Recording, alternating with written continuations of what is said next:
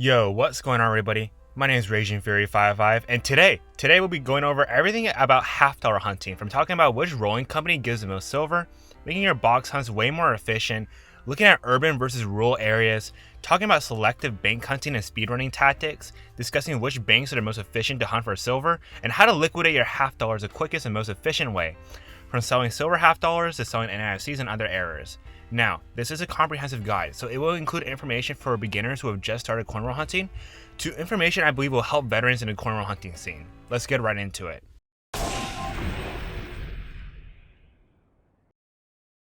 First, let's talk about how to get the most efficient silver output from boxes. I would highly recommend to get roughly around 10 boxes. If you don't have enough capital to sample that many boxes, just sample as many boxes as you can from each major branch such as Chase, Wells Fargo, Bank of America, etc., and see which bank produces the most silver.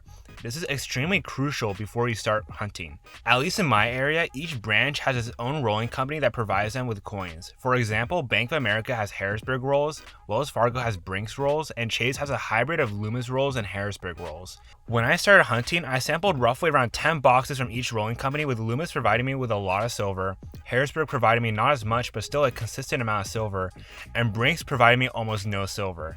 Now, this may be the case for me, but each area varies for which company provides the best silver, which is why you need to sample half-dollar boxes from each bank. Now, you might wonder why levels of silver differ for each rolling company. Basically, I'm not completely sure, but I think each rolling company are in charge of a county. They receive and roll coins that come from their county. However, each rolling company receives coins from a select amount of banks in each county. This means if a Brinks is in charge of a lot of banks that pull out their silver or have clients that take their silver half-dollars before they are sent to them, that means their boxes will produce less silver. This is why it's crucial to figure out which rolling company produces the most silver for you instead of randomly getting boxes only from one bank. Now, let's talk about actual hunting of boxes. Now, box hunts can go several different ways. Some individuals like hunting for silver and NIFCs only, and some people also hunt for valuable errors. If you're searching for valuable errors, you'll have to go through all the coins individually regardless. I won't go too into detail about errors, for there are plenty of videos about half-dollar errors on YouTube, but myself, I look for the 1974 double die offers and the 1982 no FG errors if I'm hunting for errors. However, I usually edge hunt, which is where you look at the edges of the coins and pick out silver and NIFCs. The reason I do this is that hunting like this is way quicker and easier. 40% silvers were made from 1965 to 1970, usually having a darker gray edge with part of the cloud layer showing. However, some might have a brighter gray edge that looks extremely similar to 90% silver half-dollars and are extremely difficult even for veteran coin roll hunters to differentiate the two. 90% half-dollars were made before 1965, having a brighter gray edge with the reeds of the coin commonly worn off.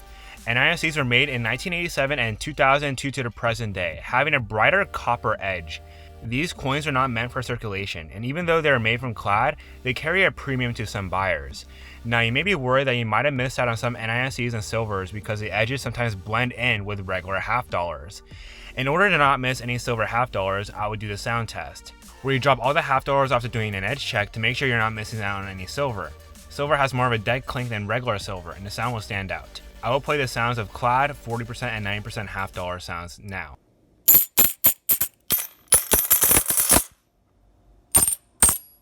This is also good because errors such as the 1971 and 1977 silver planchet error coins will be easy to catch utilizing this test. If you're curious about why there are some silver 1971 and 1977 coins, this is because the mint accidentally left some silver planchets from the previous year in the mint and were used for production in the following year. This is an extremely valuable error, valued up to thousands of dollars, so if you find one, don't sell it for melt value. For NIFCs, if the edges are not uncirculated and blended with regular half-dollars, they're probably too circulated to be worth anything, so do not worry about missing them if you don't see them while edge checking. Just a side note, if you're looking for errors and checking each coin's date manually, I will still do the sound test, just in case you're somehow missing a silver, and it's helpful to make sure you're not missing the 1971 and 1977 silver planchet errors. Last note, there are silver proofs past 1992 that are 9% and 40% bicentennial half-dollars. So keep these as well if you find them. They should have similar characteristics as normal 40% and 9% half-dollars. Now that you know how to hunt boxes, let's move on to urban versus rural areas and their strengths and weaknesses. Before going on, I will make a distinction between machine wrapped rolls and customer wrapped rolls. Machine wrapped rolls are rolls wrapped by rolling companies such as Loomis and Brinks, which come in boxes usually.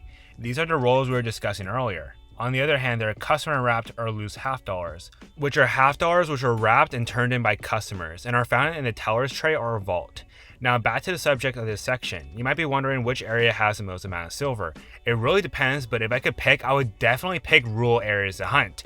I've hunted hundreds of banks for customer and bankrolled half dollars, and rural areas produce a lot more than urban areas. However, each has their pros and weaknesses. Rural banks are extremely hard to hunt since banks are spread out. This means you'll be spending a lot of gas trying to get half dollars from each bank or be doing a lot of walking. It's only really worth it, in my opinion, to hunt rural banks if you're in the area. For example, my family went on a road trip this summer, and every time we got to a new location to stay for the night, I would walk to the local banks and buy all of their half dollars. Even still, banks are still pretty spread out, and it would be common for myself to be walking 5 miles per town. However, the silver output would be amazing. It was much more common to find silver in rural banks, especially in customer wrapped rolls. During this road trip, I was able to hit a huge 40% score of half dollars while in Rock Springs, Wyoming, and I also hit a big 90% score while in Wenatchee, Washington.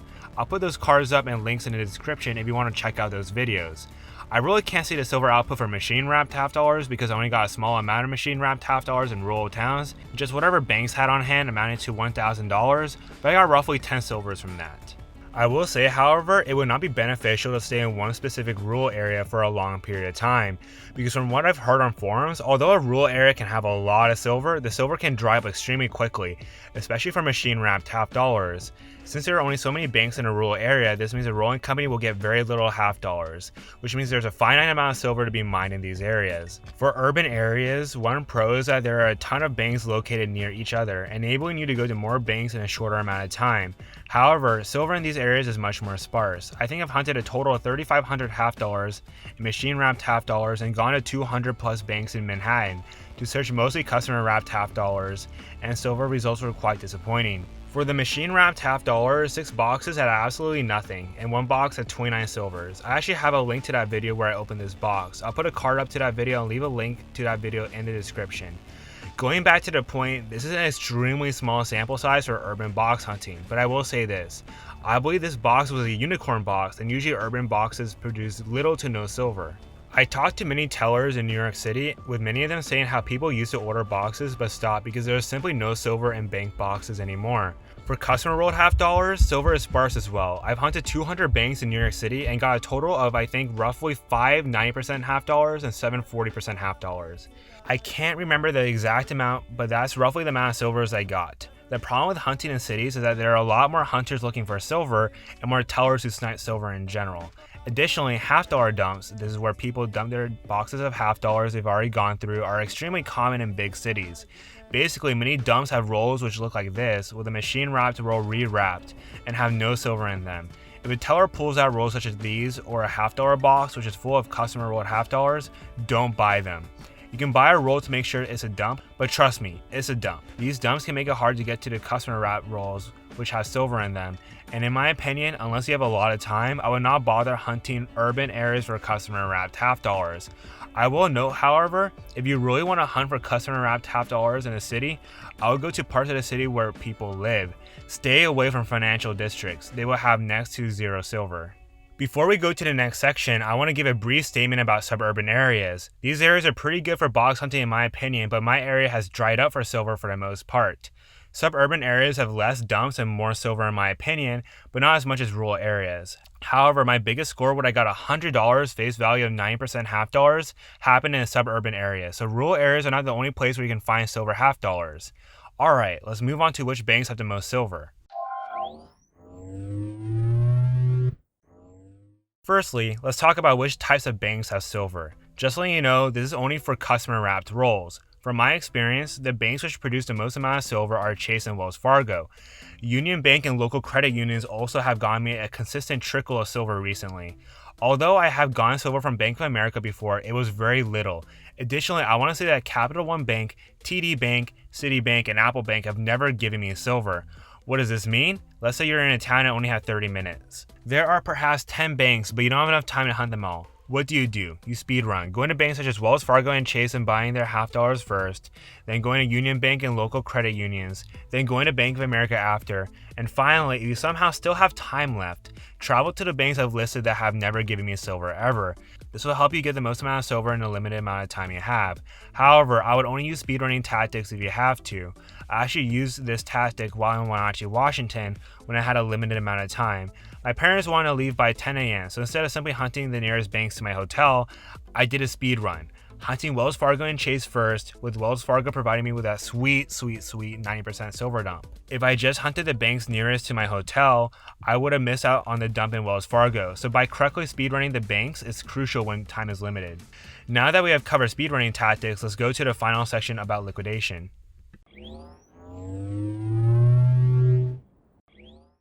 Even though I hate to sell my coin roll hunting stack, you must know how to liquidate properly if you really need the money.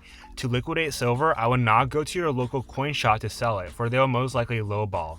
I will sell your silver on Reddit on the forum page called RPMs for sale. This way you're selling silver to consumers and not dealers. I will put up 9% silver as spot plus shipping or as spot with shipping paid for, and sell 40% silver 5% below spot. If you sell your $50 at these prices, they will likely be bought quickly.